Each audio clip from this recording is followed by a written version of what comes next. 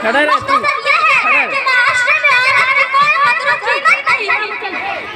اللہ تعالیٰ کا شکر و احسان ہے کہ اس ساتھ اسلام جیسا سچا اور حیات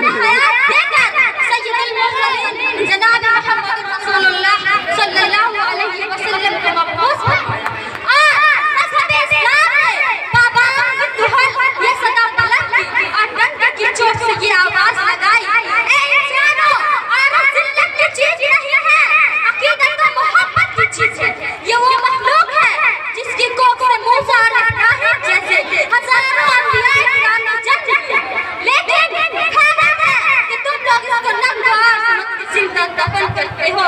جبکہ اسلام لڑکی کی پیدائش کو رحمت کہتا ہے، اس کی تعلیم و تربیت، اس کی پرورش اور اس کی حق رسانی کو جنت کا مستحق بتاتا ہے۔ اور اگر یہ ماں ہے تو اسلام ہوگا اور رسول کے بعد اس کی تعظیم کا حکم دیتا ہے اور اس کے قدم تلے جنت ہونے کا اعلان کرتا ہے۔ اور اگر یہ بیوی ہے تو اسلام اس کے ساتھ اچھا سلوک کرنے پر بہترین اخلاق والا ہونے کی گواہی دیتا ہے۔ میری عزیز بہنوں، عورت کا مقام و مرتبہ جاننا چاہتے ہو تو اسلام کہتا ہے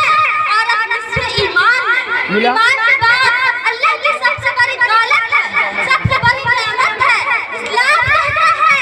عورت اللہ کے خزانوں میں سے ایک خزانہ ہے، عورت نفس کی تسکین ہے۔ اسلام عورت کو محبت و مودت کہتا ہے، اسلام ہی عورت کا محافظ ہے، مذہب اسلام ہی عورت کا خیرخواہ ہے، اسلام ہی عورت کی غلطیوں سے درگزر کرنے کی سفارش کرتا ہے، اسلام ہی عورت کی غلطیوں سے درگزر کرنے کی سفارش کرتا ہے، اسلام ہی عورت کے ساتھ نرم اور رحمت کی درخواست کرتا ہے، اسلام ہی عورت کو اسلامی دائرہ میں رہ کر آزادی اور ترقی کے تمام موقع فراہم کرتا ہے۔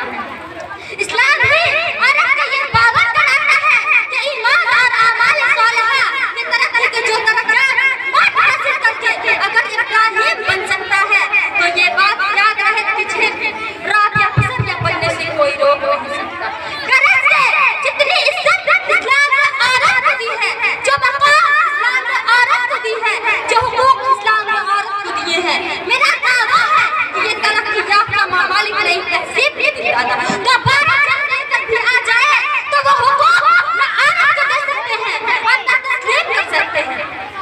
میری غیور بہنوں، لیکن جہاں اسلام نے عورت کو اتنا اعلیٰ مقام عطا کیا ہے، وہی انہی کے فائدے کے لیے، انہی کی بھلائی کے لیے، انہی کی حفاظت کے لیے، انہی کی عزت و ناموس کے لیے، انہی کے امن و امان کے تحفظ کے لیے یہ بھی کہا ہے کہ وہ پردہ کا مکمل اہتمام کریں۔ اس لیے ہم اس بات کا یقین کریں کہ مذہب اسلام کے طریقوں میں ہی ہماری حفاظت ہے اور پردہ کے اندر ہی ہماری عزت و ناموس